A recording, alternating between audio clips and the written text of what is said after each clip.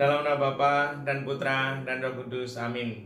Bu Bapak, saudara terkasih, kaum muda adik-adik, salam berkat, penuh semangat, berkah dalam. Kembali kita berjumpa dalam renungan harian. Hari ini Selasa, 8 Agustus 2023. Pesta wajib Santo Dominikus, pendiri Ordo Pengkhotbah dan Imam. Kita akan mengambil dari Injil Matius bab 15 ayat 1 sampai 2. Dilanjutkan ayat 10 sampai 14. Sekali peristiwa, datanglah kepada Yesus beberapa orang Farisi dan ahli Taurat dari Yerusalem. Mereka berkata, "Mengapa murid-muridmu melanggar adat istiadat nenek moyang? Mereka tidak membasuh tangan sebelum makan." Yesus selalu memanggil orang banyak dan berkata kepada mereka, "Dengarkanlah dan camkanlah. Bukan yang masuk ke dalam mulut yang menajiskan orang, melainkan yang keluar dari mulut itulah yang menajiskan orang." Maka datanglah para murid dan bertanya kepada Yesus, "Tahukah engkau bahwa perkataanmu itu telah menjadi batu sandungan bagi orang Farisi?" Tetapi Yesus menjawab, "Setiap tanaman yang tidak ditanam oleh Bapakku yang di surga akan dicabut sampai ke akar-akarnya.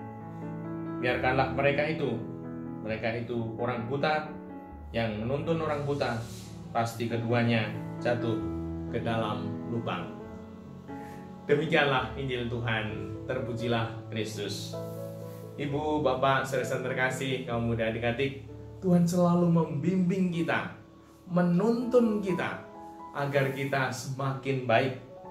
Dan Tuhan hari ini bersabda demikian, "Dengarkanlah, camkanlah, bukan yang masuk ke dalam mulut yang menajiskan orang, melainkan yang keluar dari mulut itulah yang menajiskan orang." Mari kita lihat hidup kita, apa yang keluar dari mulut kita ini, maka kita boleh untuk menata, menjaga, memelihara agar yang keluar dari mulut kita ini sesuatu yang berarti dan bermakna.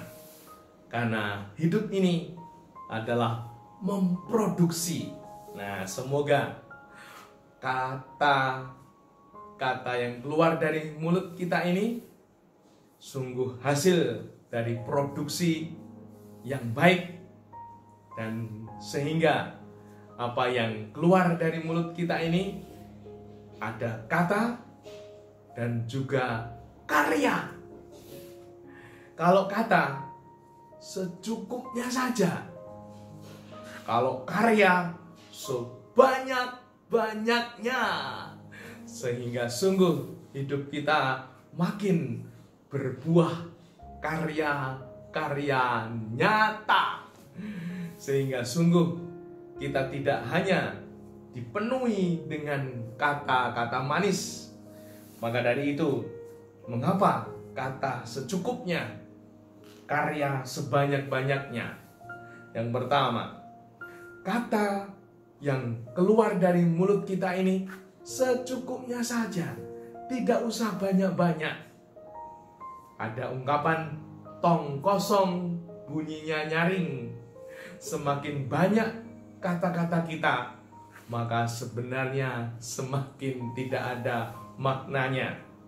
Semoga kita bisa menjadi pribadi yang singkat, padat, jelas, menjadi berkat.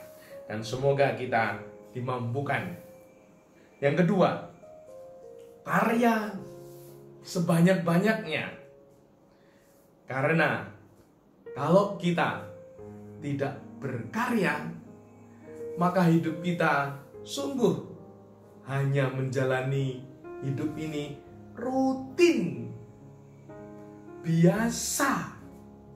Namun kalau kita berupaya berkarya, berarti hidup kita tidak hanya rutin, namun sungguh mengkreasi, berkarya, menciptakan sesuatu.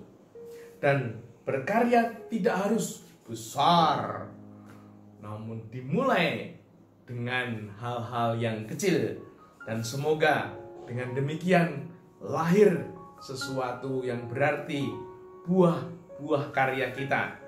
Bahkan karya kita bisa abadi, sehingga sungguh kita akan berarti kehadiran kita di bumi ini.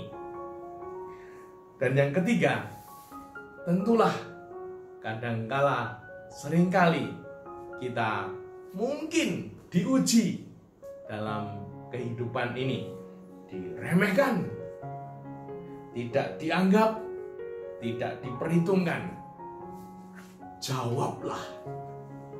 Jawablah dengan karya-karyamu, maka semuanya akan menjadi indah.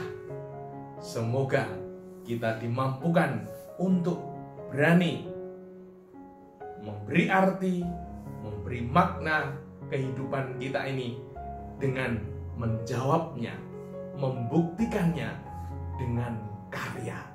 Bukan dengan kata-kata, namun dengan karya nyata. Maka sungguh hidup kita akan indah, bahkan berbuah melimpah.